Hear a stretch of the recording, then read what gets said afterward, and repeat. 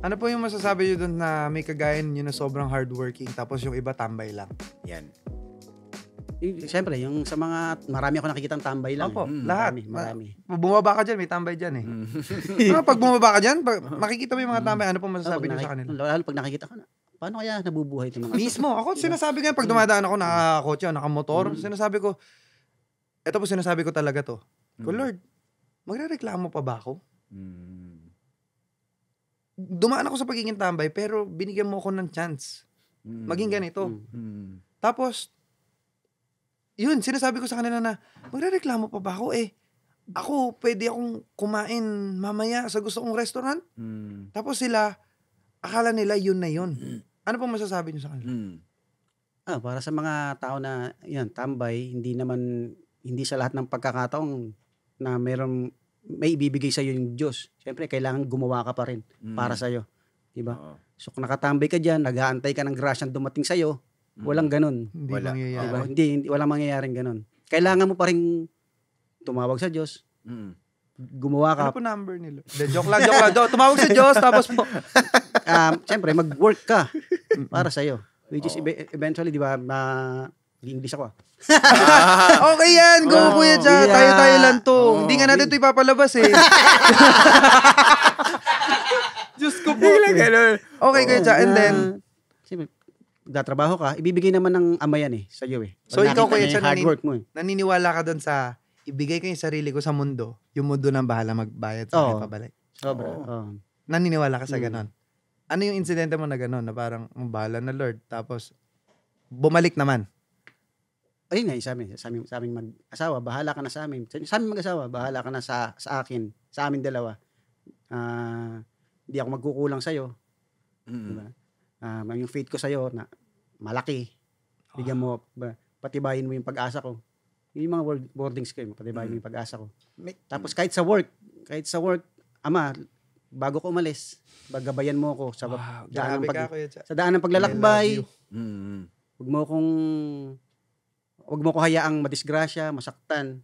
Diba, makapaghanap buhay ako ng payapa, makauwi sa bahay, kasama ang pamilya ko, sama-sama kaming mananalangin sa'yo.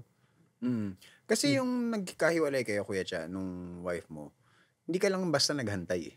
'Di ba? May ginawa ka. Oo. May sinasabi ka, papi, na sinasabi mo yung active rest. 'Di ba? Kasi marami akong kakilala, meron akong mga clients kasi na kino-coach. Ako po kasi nasa life coaching industry ako. Kino-coach ko mga professionals one-on-one. Meron akong mga nakakausap na sinasabi nila, nagre-rest sila pero pagod sila.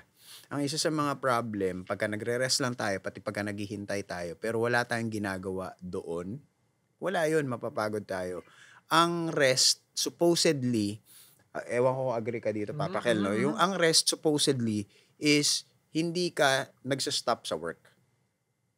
Ang totoong rest is nagwo-work ka pa rin, pero you're working on the things you love to do.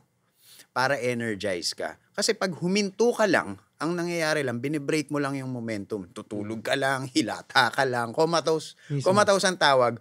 Pagka gising mo, pagod ka pa rin. Kaya versus dun sa, teka, rest muna ako. Gagawin ko muna yung mga things na nag-energize sa akin. For me, it's helping people, it's coaching, it's mentoring, it's reading books. So pagbalik ko ulit sa trabaho, ganado ko. Sa'yo, Kuya Chan, nakita ko, nung time na naghiwalay kayo, kasi sabi, may mga time kasi kailangan naman natin talaga mag-wait eh. Sa inyo, anong nangyari? Nag-wait ka, pero hindi ka nakatanga. 'Di ba? Kasi, kaya, meron ka talagang hihintayin. May communication pa rin sila. Kasi may tinanim ka eh. Kaya ka may inaanit. Tama ba yun, Kuya Cha? Agree ka ba doon? Ano masasabi mo doon sa point na kailangan hindi ka lang hantay ng hantay? Diba? Kayo ba? Agree kayo doon? Kailangan may gawin ka pa rin. So, kung kinakailangan na everyday susuyuin.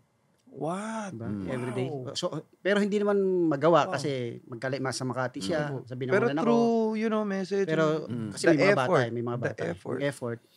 Ipapakita mo pa rin sa kanya kung paano ka nabubuhay mag-isa na eto ako, niantay ka. Susuyuin mo siya. Lagi kahit na hindi kanya pinapansin. 'Di ba? Andun Kasi ako sa nagdadasal labas ka ng naman gate eh. ng bahay nila kahit Opo. hindi niya ako pinagbubuksan. Andun lang Andun ako ka lang. andun lang ako ng ilang hours. Nag-aantay ako. Basta, siyempre, andun naman yung mga bata. So, may May kumakausap pa pampaliboy, rin sa akin. May pampalipas oras. palipas oras.